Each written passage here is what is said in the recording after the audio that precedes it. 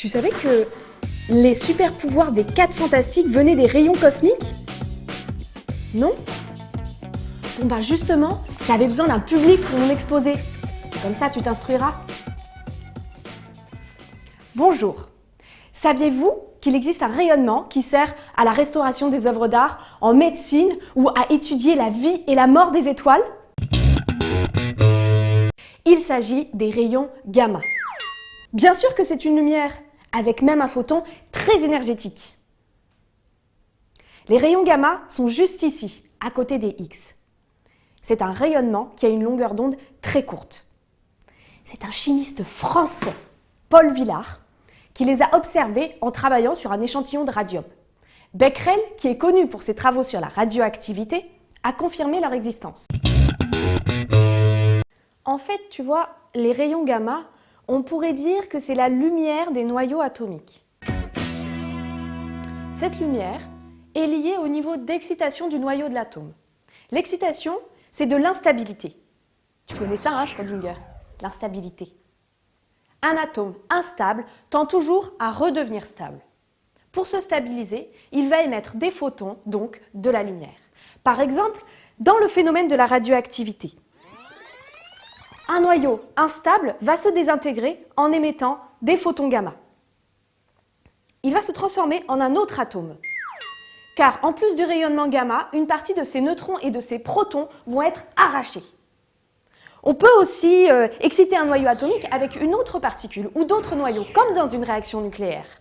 Le noyau va recevoir de l'énergie, ses protons et ses neutrons vont s'exciter encore plus.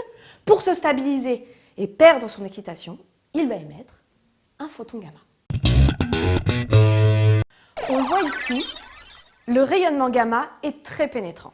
Pour vous donner une idée, il faut un mur de béton d'1 mètre d'épaisseur pour arrêter 99,9% des rayons. T'imagines, Schrödi? 1 mètre? Et encore, il en passe un peu. Les rayons gamma, comme les rayons X, font partie des rayonnements ionisants. C'est-à-dire qu'ils interagissent très fortement avec les atomes de la matière qu'ils vont traverser. Ils vont transformer les atomes en ions, les électriser.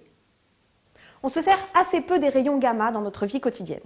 Autant vous dire que s'ils traversaient notre corps à haute dose et en permanence, ça ferait des gros dégâts dans nos cellules. Mais c'est justement ça qui peut les rendre intéressants. En médecine, par exemple, on va irradier le matériel chirurgical avec un rayonnement gamma pour le stériliser. Ça va tout simplement détruire les germes. Et tu sais quoi? Pour restaurer des objets d'art ou archéologiques, on va utiliser les rayons gamma pour détruire les larves, les insectes ou les bactéries qui seraient logées à l'intérieur. On étudie aussi beaucoup les rayons gamma en astronomie. Saviez-vous que des scientifiques japonais ont révélé après une étude sur des arbres que la Terre avait été bombardée par des rayons gamma au 8e siècle? Heureusement, ça a été très court. Sinon, a priori, je ne serai pas là pour vous en parler. La chance que nous avons, c'est que les rayons gamma qui proviennent de l'espace sont arrêtés par notre atmosphère terrestre. Mais comme on l'a vu, ils peuvent être produits lors de réactions nucléaires très puissantes. Donc, si on place dans l'espace des télescopes sensibles aux rayons gamma, on peut découvrir toute une activité gamma au niveau des étoiles. On peut observer leur naissance ou leur mort. Bon, voilà ce qu'il fallait retenir des rayons gamma. C'est une lumière composée de photons très énergétiques qui sont produits au niveau des atomes. On s'en sert pour stériliser le matériel médical ou restaurer des œuvres d'art. En astrophysique, on l'étudie pour mieux comprendre la vie et la mort des étoiles. Merci de m'avoir écouté, etc., etc. Non, Schrödi, c'est une fiction, mon petit.